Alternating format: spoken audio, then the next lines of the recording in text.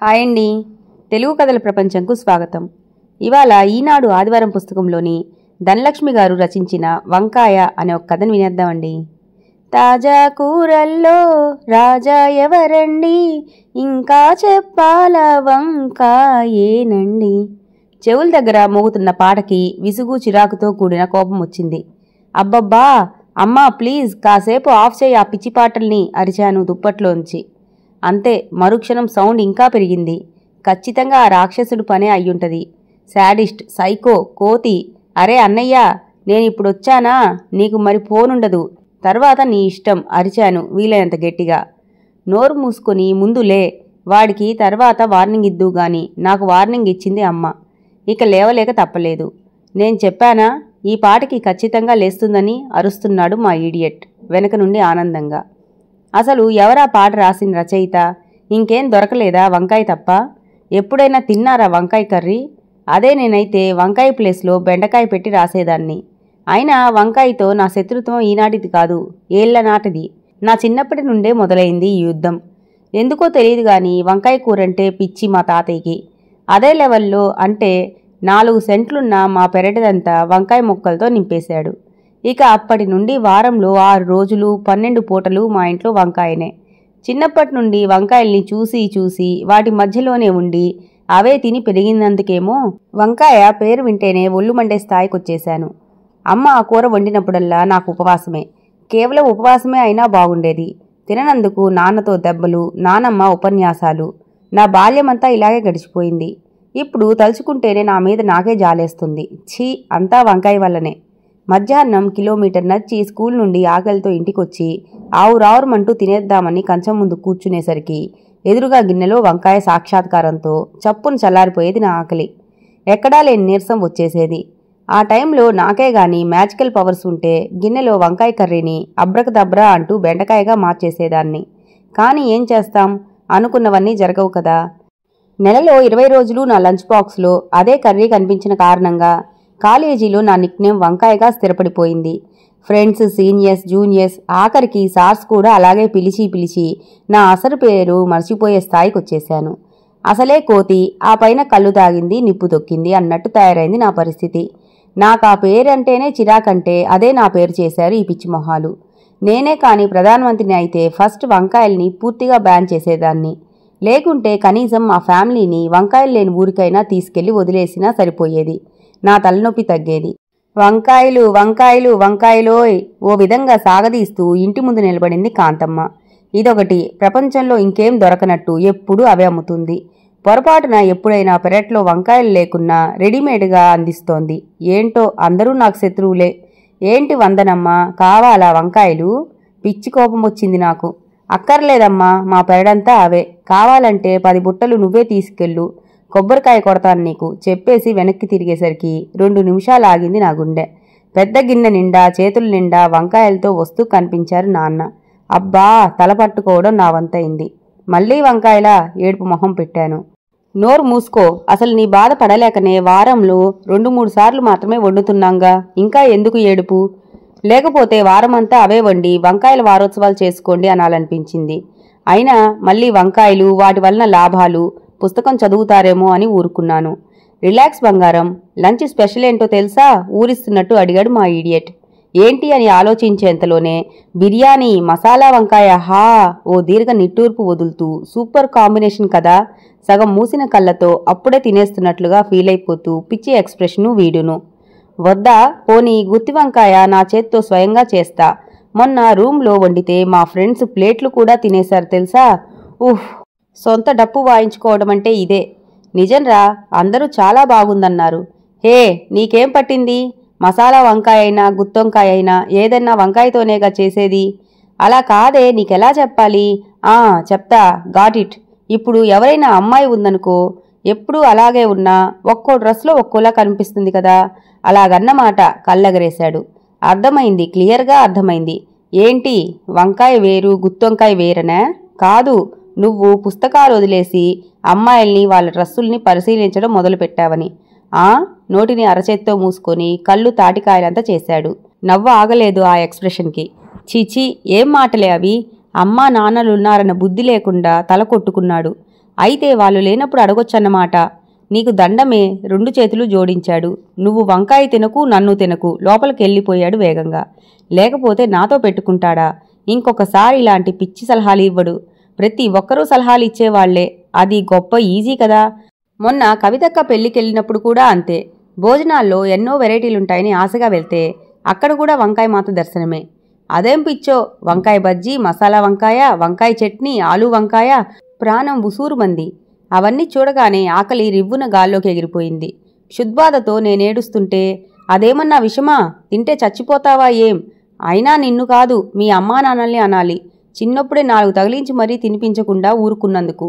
ఈ కాలం పిల్లలే అంతా, అన్నిటికీ వంకలు పెట్టటమే. ఏదైనా గట్టిగా అంటే మళ్ళీ అలకలొకటి. ఇలా ఒక్కొక్కరు ఒక్కొక్క స్టేట్మెంట్ ఇచ్చారు. వాళ్ళలా అందరి ముందు తిడుతుంటే ఎంత ఏడుపొచ్చిందో. అంతా ఈ వంకాయ వల్లనే. ఎలా వీటిని పూర్తిగా లేకుండా చేయాలి? దొంగ అవతారం ఎత్తి ఉన్న మొక్కలన్నిటినీ పీకి దూరంగా పాడేస్తే వద్దులే, దొరికిపోతే ఇక అంతే. లేకపోతే సైంటిస్టునై వీటికి శత్రువుల్ని తయారు చేస్తేనో? మనకంత ఓపికెక్కడిది? ఉన్న పుస్తకాలు చదివి పరీక్షలు రాయడమే కష్టమంటే ఇంకా కొత్త వస్తువులు తయారు చేయటం, ఇది అవుట్ ఆఫ్ సిలబస్. వందన, మధ్యాహ్నం సంగతేంటి? అరిచింది అమ్మ లోపలి నుండి. Omelette, hot omelette with onions. దేవుడా, చచ్చిపోతున్నా ఒక్కొక్కరికి ఒక్కొక్కటి వండటానికి. అందుకే బ్రేకేసినట్టు ఆగిపోయింది. అందుకే నీకు ఒక ఇల్లందనుకో, మళ్ళీ ఆపేసింది. అంటే ఏంటమ్మా ఇప్పుడు? నేను కొత్తిల్లు కట్టుకోవాలా? ఏం అర్థం కాలేదు నాకు. ఎందుకమ్మా ఆ డొంకతిరుడంతా? మరేం లేదులే, నాన్న నీకొక సంబంధం చూశారు, టక్కున చెప్పేశాడు అన్నయ్య. నాకా? ఆగాగు, అప్పుడే ఆశ్చర్యపోకు. వాళ్ళు రేపే వస్తున్నారు. రేపా? ఏంటి షాకుల మీద షాకులు? ఆగమన్నానా? మా అందరికీ వాళ్ళకి ఓకే అయిపోయింది కూడా. ఇప్పుడు తీరిగ్గా ఆశ్చర్యపో. మీరేం చేసినా నా మంచి కోసమే, అంతా మీ ఇష్టం అనేసి తలదించుకోవాలా? ఇప్పుడేం చెప్పక్కర్లేదులే, రేపు వాళ్ళు వచ్చాక చెప్పుదువు. నాన్న గొంతులో కఠినత్వం నన్నింకేం మాట్లాడనివ్వలేదు. మాకు లైఫ్ గురించి ఎన్నో గోల్స్, కానీ వీళ్ళ గోల్ పెళ్ళొక్కటే. ఇంకేం చేస్తాం, చూద్దాం.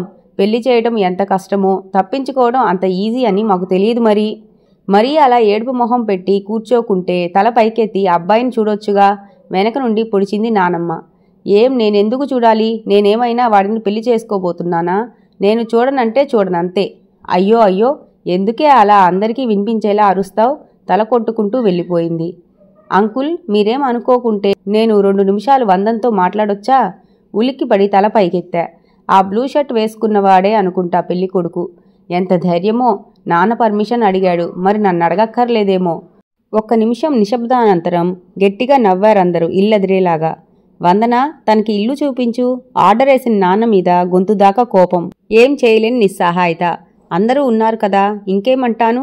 నోరు మూసుకొని లేచి నిలబడ్డా. గుండె జెట్ వేగంతో కొట్టుకుంటోంది వేగంగా. ఏంటది? భయమేనా, ఇంకేదైనానా? మెల్లగా గుమ్మం దాటుతూ తలుపు దగ్గరున్న అన్నయ్య చేయి గట్టిగా పట్టుకున్నాను. నేనెందుకే గొనిగాడు. ప్లీజ్ రా, బతిమాలాను. తప్పదుగా, లేకపోతే ఈ భయంతో గుండె ఆగిపోయేలా ఉంది. పదా, నవ్వుతూ నా భుజం చుట్టూ చెయ్యేశాడు. ఇప్పటి వరకు హెచ్చరించిన గుండె వేగం కాస్త నెమ్మదించింది.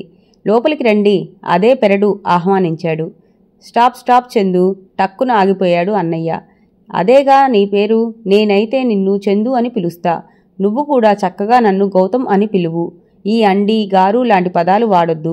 స్నేహపూర్వకంగానే ఉన్నాయా మాటలు, ఆజ్ఞలా అయితే లేవు. అన్నయ్య మొహంలో ఏదో సంతృప్తి. అన్నయ్యకు కూడా నచ్చేశాడా ఏంటి? అసలే ఎలా ఈ సంబంధం వదిలించుకోవాలా అని నా బాధలో నేనుంటే వీడేమో అందర్నీ ఇంప్రెస్ చేసేస్తున్నాడేంటి? అయినా నువ్వంత గౌరవం ఇవ్వటానికి ఇదేం అరేంజ్డ్ మ్యారేజ్ కాదులే, మరో బాబు పేల్చాడు. ఏంటి? అన్నయ్య షాక్ అయి నా వైపు చూశాడు. నేను అంతకంటే పెద్ద షాక్లో ఉన్నాను. వెయిట్ చందు, కేవలం నా వైపు నుండి మాత్రమే. వందనకేం తెలియదులే. థ్యాంక్ గాడ్, ఇప్పుడు కుదుటపడ్డాను. కానీ ఇంకా అయోమయంగానే ఉంది. నిజం వందన, నాది 5 ఏళ్ల ప్రేమ తెలుసా? నా వైపు చూశాడు.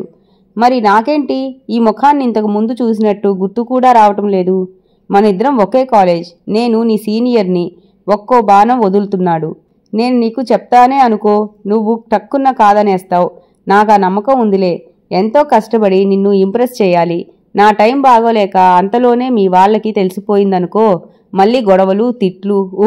అందుకే షార్ట్ కట్ వెతుక్కున్నా. ఎలా ఉంది ఐడియా? నవ్వాడు భీముడిలా. నేను అన్నయ్య ఒకరి ముఖాలు ఒకరం చూసుకొని జాయింట్గా గౌతమ్ వైపు చూశాం అర్థం కాని మొహాలతో. ఓకే ఓకే, మరీ అలా పిచ్చివాడిని చూసినట్టు చూడకండి అన్నా చెల్లెళ్ళిద్దరూ. డైరెక్ట్గా పాయింట్లోకి వచ్చేస్తా. నిజం వందన, నువ్వంటే నాకు చాలా ఇష్టం. అందుకే పీజీ అవ్వగానే ఉద్యోగ ప్రయత్నాల్లో పడ్డా. ఇదంతా చెప్పి బలవంతంగా ఒప్పించాలని కాదు కానీ ఎలా చెప్పాలో తేలిక ఆగిపోయాడు సందేహంగా. చెమటలు పట్టాయి. గడగడా వాగుతున్న గౌతమ్కి అది వింటున్న మాకు కూడా ఇలాంటిది నా లైఫ్లో జరుగుతుందని ఎప్పుడూ అనుకోలేదు. వందన ప్లీజ్ ఓకే చెప్పవా? నాకు స్మోకింగ్, డ్రింకింగ్ లాంటి అలవాట్లేం లేవు. మేల్ ఈగో ప్రదర్శించకుండా నీ ఇష్టాయిష్టాలకు అభిప్రాయాలకు విలువ ఇస్తాను. ఏ కష్టం రానివ్వనని భవిష్యత్తు చెప్పలేకున్నా వచ్చిన ప్రతి కష్టంలో నీతోనే ఉంటాను. ఆదరంగా వినిపిస్తోందా గొంతు. ఏంటి సందిగ్ధావస్థ? నాకేం అర్థం కావట్లేదు.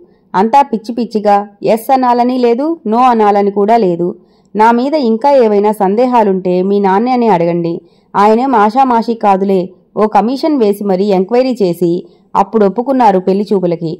నిస్సహాయంగా అన్నయ్య వైపు చూశా. తలూపాడు తనకి ఓకే అన్నట్టుగా. మరి నా సంగతేమిటి? నాకే తెలీదు. రావందన, గౌతమ్కి తోట చూపిద్దాం అన్నయ్య పిలిచాడు. అసంకల్పితంగా వాళ్లతో పాటు నడుస్తున్నా కానీ ఆలోచనలు ఎక్కడెక్కడికో వెళ్ళిపోతున్నాయి. గౌతమ్ నాకు నచ్చాడా? ఖచ్చితంగా నచ్చకుండా మాత్రం లేడు. నాన్న సర్టిఫికెట్ ఉందంటే అన్నిటిలో పాస్ అయ్యుండొచ్చు. కానీ మరీ నా గోల్ అడిగితేనే కదా తెలిసేది. గ్రూప్స్ నా గోల్ అనేసరికి ఇద్దరూ ఆగి నా వైపు చూశారు. అంటే ఫస్ట్ అటెంప్ట్లోనే వచ్చేస్తుందని కాదు, ఒక్కసారి ఫుల్గా హార్డ్గా ప్రిపేర్ అయి రాయాలని. అయితే అప్పటి వరకు పెళ్లి ఆలోచన పక్కన పెట్టాలా? చాలా మధురంగా ఉందా స్వరం. తలూపాను మౌనంగా. కష్టమే అయినా ఇష్టమైన వారి కోసం తప్పదుగా. మనసు లోతుల్ని తాకిందా మాట. ఇంకా ఎస్ చెప్పకుండా ఉండగలనా? అన్నయ్యని చూసి నవ్వేశాను. ఓకేనా? ఆనందం పట్టలేనట్లుగా గట్టిగా అరిచేశాడు అన్నయ్య. బావా అంటూ ఒకరినొకరు హత్తుకున్నారు. నాకు ఆ దృశ్యం చాలా నచ్చింది. నేను చెప్పేసి వస్తా లోపలికి పరిగెత్తాడు. థ్యాంక్ యూ వందన. అసలు ఆగిపోయాడు మాటలు రానట్లుగా. నేనంటే నిజంగా ఇష్టమా? ఎందుకో అలా అడగాలనిపించింది. నిజంగా ఒత్తి పలికాడు. ఎంత? చాలా. చాలా అంటే? మళ్ళీ అడిగాను. చాలా అంటే ఆలోచిస్తూ అదిగో ఆ వంకాయలంత ఇష్టం ఎదురుగా ఉన్న వంగతోటను చూపించాడు. గుండె గుబేలు మంది నాకు. దేవుడా, ఎంత నిర్దయుడివి! నీ గుడికి ఎప్పుడూ రాలేదని ఇలా పగ తీర్చుకుంటావా?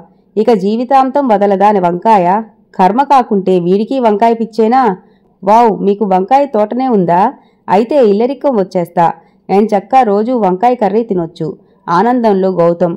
తాజా కూరల్లో రాజా ఎవరండి పాటతో అన్నయ్య, ఏడుపు మొహంతో నేను.